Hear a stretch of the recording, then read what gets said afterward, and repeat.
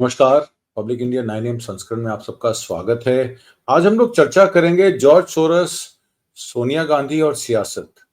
ये एक नया इस तरीके का लग रहा है, एक नया सीरियल जो है, जो जैसे कि आप टीवी पर देखते हैं उस तरीके का ओटीटी सीरियल एक बनाने की कोशिश कर रही है भारतीय जनता पार्टी। और ये क्यों कर रही है? अदानी को बचाने के लिए कर रही है या सरकार विपक्ष को जवाब नहीं देना चाहती? जब विपक्ष सवाल खड़ा करती है जीरो क्वेश्चन आवर में, तो उस समय बीजेपी के कुछ मेंबर पार्लियामेंट जैसे कि सुधांशु त्रिवेदी राज्यसभा में या किरण रिजिजू लोकसभा में और तमाम तरीके से अनुराग ठाकुर कभी कभी आ जाते हैं, कभी निशिकांत दुबे आ जाते हैं। तो ये एक टर्क फोर्स जो है, तुर्कियों की फोर्स जो है, वो भारतीय जनता पार्टी ने हायर की है कि विपक्ष को सवाल नहीं पूछे देने जाना चाहिए। एक नया नायाब तरीका राहुल गांधी ने निकाला कि अगर मान लीजिए विपक्ष को सवाल नहीं करने देंगे तो हम सोमवार को, जैसे संसद में राहुल गांधी ने रिपोर्टर के रोल में बाहर निकलकर एक साक्षात्कार किया विपक्ष के 2 सांसदों में, जिसमें प्रधानमंत्री मोदी और गौतम अडानी का मुखौटा लगाया और राहुल से बातचीत की। राहुल ने मोदी अडानी के संबंध, अमित शाह की भूमिका और संसद न चलने पर करीब 8 सवाल किए। कांग्रेस सांसद मणिकम टैगोर ने गौतम अडानी का और एनसीपी शरद पवार ने सांसद शिवाजी राव आडल राव पाटिल ने प्रधानमंत्री मोदी का मुखौटा पहना। देखते हैं राहुल गांधी ने ये क्या सवाल किए और क्या जवाब मिले, उसके बाद हम अपनी बात करते हैं। बोल रहे हो? मैं कुछ भी चाहता हूँ। क्या चाहते हो आप? कुछ भी पोर्ट चाहिए, एयरपोर्ट चाहिए, कुछ भी देश में। अगला आप क्या लेने की कोशिश कर रहे हो? उसके लिए अभी हमारा मीटिंग शाम को है, आज डिसाइड कर देंगे। मैं जो भी करता हूँ ये भाई होने तक भैया ये पार्लियामेंट छोड़ देने भैया। वो देखते हैं। अब आपका तो आपका रिश्ता, आपके रिश्ते के बारे में थोड़ा बताइए भाई। हम दोनों का एक ही है। मैं जो भी बोलता हूँ, हाँ, हम दोनों मिलके सब करेंगे। अच्छा। और कब से आपकी पार्टनरशिप चल रही है? ये हमारा सालों साल का सालों साल से। और फ्यूचर आपका कैसा है? 20 साल का है हमारा। पूरा देश का ये इंडिया मैं हूँ। अच्छा, ये आपके कारण पार्लियामेंट क्यों नहीं चलने दे रहे हैं? ये हम सारे ऑपोजिशन को, मतलब वो आदमी गायब है। अमित भाई आए नहीं थे आज हाउस में। अमित भाई से पूछना पड़ेगा। मैं जो भी बोलता हूँ ये करते हैं। ये बड़े सीरियस लग रहे हैं। ये कम बोलते हैं आजकल। ये थोड़ा टेंशन में है अभी।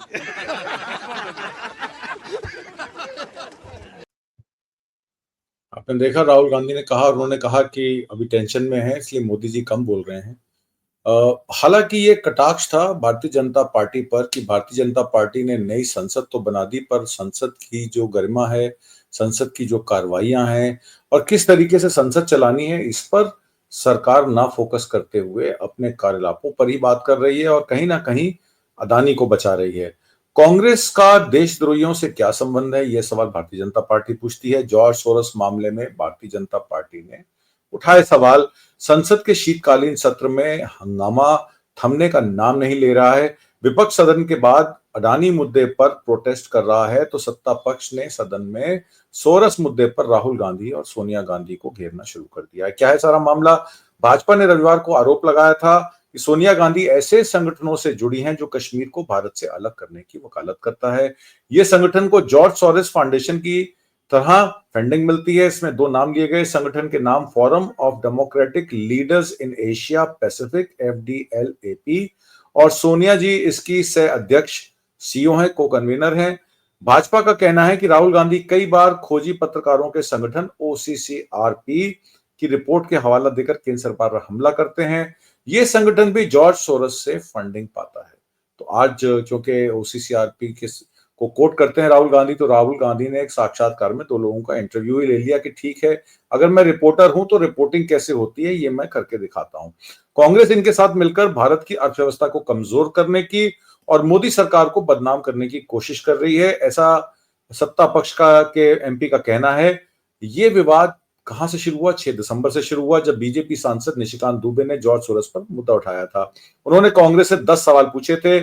संसदीय कार्य मंत्री किरण रिजिजू ने भी कहा था कि सोरस का मुद्दा गंभीर है। उसके एवज में राहुल गांधी ने अब 8 सवाल पूछे कि अदानी से उन्होंने ये पूछा कि आपका मोदी जी से रिश्ता क्या है। उन्होंने कहा कि साउथ में अभी अपना क्या नाम है, गृह मंत्री जो है अभी आए नहीं है, जब आएंगे तो उनसे पूछ के बताएंगे। तो तो मोदी जी इस पर कोई प्रतिक्रिया नहीं दे रहे हैं, पर ऐसा मामला लग रहा है कि अदानी को बचाने के लिए जो उनकी यूएस में इंडाइटमेंट हुई है, उससे उनको बचाने के लिए ये सारा काम किया जा रहा है। बीजेपी का यह भी कहना है कि सोनिया जी गांधी जिस संस्थान से जुड़ी हैं, उसे जॉर्ज सोरोस फाउंडेशन से वित्तीय मदद मिलती है। इस मामले पर सुधांशु त्रिवेदी ने एक प्रेस कॉन्फ्रेंस भी की आज। उन्होंने कहा कि सोरोस वही व्यक्ति हैं जिन्होंने खुले तौर पर कहा है कि उन्होंने मोदी सरकार को स्थिर करने के लिए $1 बिलियन का निवेश किया है। $1 बिलियन वही $1 बिलियन है जो पावर इक्विपमेंट परचेज किए थे अदानी साहब ने विनोद अदानी के थ्रू। उसमें कहा जाता है कि $1 बिलियन की ओवर इन्वॉइसिंग हुई थी। क्या ये वही पैसा तो नहीं है जो जॉर्ज सोरोस के थ्रू वापस भारत में आ गया है?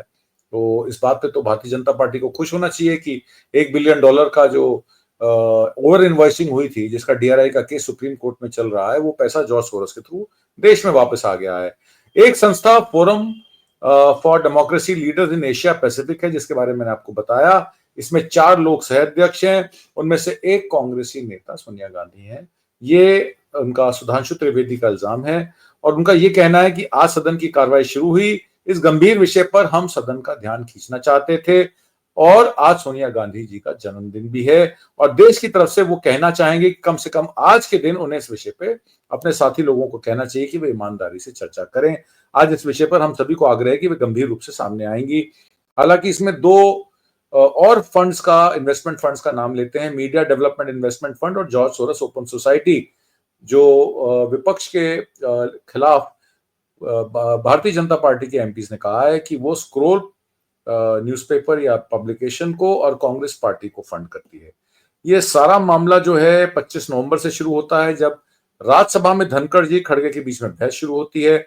27 नवंबर दूसरे दिन संसद में अडानी मुद्दे पर हंगामा होता है। विपक्ष का नारा देश को लूटना बंद करो चलता है। उसके बाद संसद भंग कर दी जाती है। 28 नवंबर को तीसरा दिन प्रियंका गांधी पहली बार संसद पहुंचती हैं, संसद की शपथ लेती हैं और 29 नवंबर चौथा दिन, 4 दिन में कुल 40 मिनट कार्रवाई चलती है। जैसा कि आपने देखा, विपक्ष ने अडानी संभल पर सरकार को घेरने की कोशिश की तो सरकार ने पलटकर जॉर्ज सोरोस और सोनिया गांधी के रिश्तों पर एक खुलासा किया। हालांकि ये कितना सच है इस पर अभी कुछ टिप्पणी नहीं की जा सकती। जब इन्वेस्टिगेशन, कोई फेयर इन्वेस्टिगेशन होगी तो शायद इसको कुछ पता लगेगा।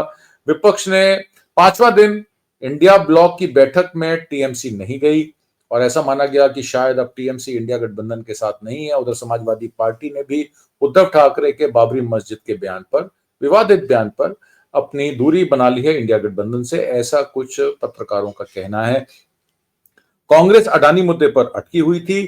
3 दिसंबर को छठे दिन अखिलेश बोले चुनाव की वजह से संभल में हिंसा हुई, यह सोची समझी साजिश है। 4 दिसंबर 7वें दिन महिला सांसदों ने प्रियंका गांधी से कहा जय श्री राम।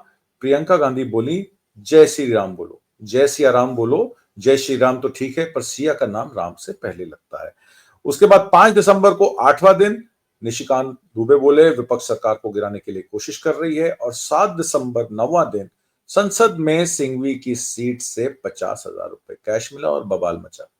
अब आप देखिए, ये जो 26 नवंबर से 9वें दिन 7 दिसंबर तक की जो घटनाक्रम है और आज जो जगदीप धनखड़ जी विपक्ष के खिलाफ भारतीय जनता पार्टी के लिए सभापति होते हुए बैटिंग करते दिखे, तो ऐसा लगता है कि अब ये बिग बॉस हाउस जो है वो निष्पक्ष नहीं।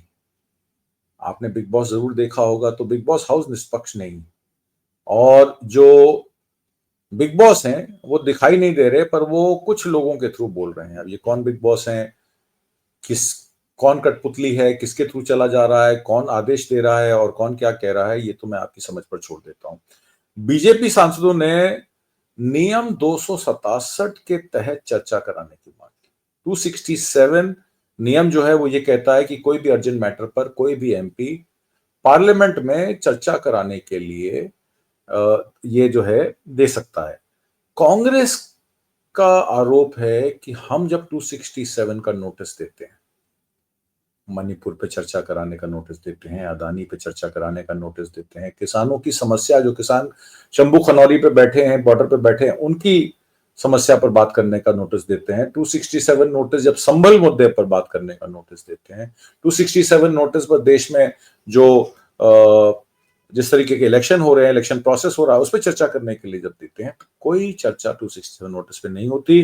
जब सत्ता पक्ष के सांसद 267 के नोटिस पर चर्चा करने की मांग करते हैं तो फटाफट सभापति महोदय राज्यसभा में और लोकसभा स्पीकर ओम बिरला जी तुरंत उसको अलाउ कर देते हैं। इसलिए सत्ता पक्ष के खिलाफ विपक्ष का यह कहना है कि लेवल प्लेइंग फील्ड नहीं है, हम लोगों को माइक बंद कर दिए जाते हैं, हम लोगों के 267 के नोटिस पर कोई कार्रवाई नहीं होती और भारतीय जनता पार्टी जो चाहे कर लेती है। उनके सभापति, उनके स्पीकर उनको ही तवज्जो देते हैं। अब राज्यसभा के स्पीकर जगदीप धनखड़ के खिलाफ विपक्ष लाएगा अविश्वास प्रस्ताव, ऐसी चीजें सामने आई। 70 सांसदों ने हस्ताक्षर किए हैं। राज्यसभा सभापति जगदीप धनखड़ के खिलाफ विपक्ष अविश्वास प्रस्ताव लाएगा। सभापति पर पक्षपात का यह आरोप लगा है। विपक्षी सांसदों ने हस्ताक्षर किए हैं। जॉर्ज सोरोस मामले में सत्ता पक्ष का साथ देने का आरोप लगा है। कांग्रेस और टीएमसी समेत कई दल शामिल हैं। जिस तरीके से कहा जा रहा था कि टीएमसी इंडिया गठबंधन में नहीं है, टीएमसी भी फ्रंट फुट पे कांग्रेस के साथ खड़ी है। बजट सत्र में भी विपक्ष ने सभापति पर यह आरोप लगाए हैं। हालांकि कांग्रेस सूत्रों का माने तो गौतम अदानी के मसले को कमजोर करने के लिए बीजेपी जॉर्ज सोरोस का मुद्दा उठा रही है, ऐसा कांग्रेस पार्टी के मेंबर पार्लियामेंट्स का कहना है। माना जा रहा है कि कल ही सभापति के खिलाफ विपक्ष अविश्वास प्रस्ताव ला सकता है। गौरतलब है कि आज संसद के ऊपरी सदन में सोरस के मुद्दे पर सत्ता पक्ष ने कांग्रेस को आड़े हाथों लिया था। इसी दौरान सदन में सत्ता पक्ष और विपक्ष के बीच गर्मा गर्म बहस भी देखने को मिली। बीजेपी चीफ नड्डा ने भी कांग्रेस के खिलाफ अब मोर्चा खोल दिया। ऐसा लग रहा है तमाम सत्ता पक्ष के नेता अब कांग्रेस को घेरने के लिए तैयार खड़े हो गए हैं। राज्यसभा में भी विपक्षी सांसदों ने सभापति पर सत्ता पक्ष के प्रति पक्षपाती होने का जो आरोप लगाया। उनका कहना है सभापति अक्सर उनके भाषणों में बाधा डालते हैं, उनको बोलने नहीं देते, महत्वपूर्ण मुद्दों पर पर्याप्त बहस की अनुमति नहीं देते और विवादास्पद चर्चाओं के दौरान सत्ताधारी दल का पक्ष लेते हैं। इस साल की शुरुआत में ऐसी खबरें आई थी कि विपक्ष राज्यसभा सभापति के लिए अविश्वास प्रस्ताव लाने का विचार कर रहा है। सभापति बोलते हैं चर्चा के लिए 11 नोटिस मिले, 11 नोटिस मिले। राज्यसभा की कार्यवाही सोमवार को जैसे ही शुरू हुई तो सभापति ने बताया कि इन चर्चा के लिए कुल 11 नोटिस मिले हैं। ये सभी नोटिस नियम 267 के अंतर्गत दिए गए हैं। किसानों की स्थिति पर चर्चा के लिए रामजी लाल सुमन ने चर्चा का नोटिस दिया था, जिस पर कोई सुनवाई नहीं हुई। संतोष कुमार पी ने मणिपुर की कानून व्यवस्था पर चर्चा के लिए नोटिस दिया था, कोई सुनवाई नहीं हुई। कांग्रेस के इमरान प्रतापगढ़ी ने रतलाम के मध्य प्रदेश में अल्पसंख्यक समुदाय के बच्चों से दुर्व्यवहार पर चर्चा के लिए नोटिस दिया था, कोई कार्रवाई नहीं हुई। बीजेपी के राज्यसभा सांसद सुधांशु त्रिवेदी, डॉक्टर लक्ष्मीकांत वाजपेयी, कविता पाटीदार, संजय कुमार झा और जीके वासन ने भारत के खिलाफ काम करने वाले संगठनों की राजनीतिक दलों से कथित साठगांठ के कारण राष्ट्रीय सुरक्षा के लिए बढ़ती चुनौती पर चर्चा की मांग की।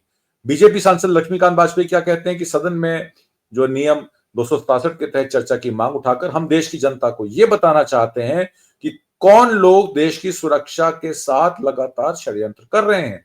बीजेपी सांसद के इस बयान से नाराज कांग्रेस के प्रमोद तिवारी ने कहा कि सारा देश ये देख रहा है कि सदन के सभापति के आदेश की अवहेलना हो रही है। शून्यकाल में सत्ता पक्ष सदन को नहीं चलने देता। प्रमोद तिवारी ने कहा कि सदन की परंपरा रही है कि बिना सभापति की अनुमति के कोई नहीं बोलता है और जो बोलता है वो रिकॉर्ड में नहीं जाना चाहिए। इसलिए डॉक्टर लक्ष्मीकांत वाजपेयी ने जो कहा वो रिकॉर्ड पर नहीं जाना चाहिए। आरजेडी सांसद मनोज झा ने कहा सरकार आपकी है, जांच करवा लीजिए। जिस रिपोर्ट को एक दिन कोर्ट अपने सरकार ने कोर्ट किया था उसके लिए उसने सोरोस कहा कि कहां से इसे कोर्ट कर दिया गया। कॉन्स्पिरेसी की कही बात ही नहीं है। एक उद्योगपति को बचाने में ये लोग पूरे देश का बेड़ा गर्क कर रहे हैं। तो मैं आपके विवेक पे छोड़ता हूं कि सरकार अदानी को बचा रही है या जॉर्ज सोरोस के मामले में वाकई ही सीरियस है, क्योंकि जिस तरीके से विपक्ष को टारगेट करना, राहुल गांधी को टारगेट करना, सोनिया गांधी को टारगेट करना और प्रियंका गांधी के संसद में आने से शायद भारतीय जनता पार्टी सख्ते में आ गई है और अपने बचाव के लिए आक्रामक मोड पर राज्यसभा और लोकसभा में संसद की कार्रवाई को नहीं चलने देना चाह रही है। जिस तरीके से जब वो विपक्ष में थी भारतीय जनता पार्टी तो वो कहती थी कि लोकतंत्र में विपक्ष का हथियार या विपक्ष का अख्तियार होता है कि वो सवाल पूछे, संसद में जो है वो प्रोटेस्ट करे। अब वो सत्ता में है, वो अभी भी प्रोटेस्ट कर रही है और संसद को चलने नहीं दे रही है, जबकि विपक्ष चाहता है कि संसद में सरकार से सवाल पूछे जाएं जिसका जवाब संसद में ही लिया जाए। आज का प्रोग्राम आपको कैसे लगा कमेंट बॉक्स में जरूर लिख के दीजिएगा। हम कोशिश करेंगे कि अपने प्रोग्राम को बेहतर बताएं, बनाकर आपके सामने पेश करें। कल फिर 9 बजे मैं आपके समक्ष एक नई रिपोर्ट लेकर हाजिर होऊंगा। तब तक मुझे आज्ञा दीजिए। नमस्कार, जय हिंद।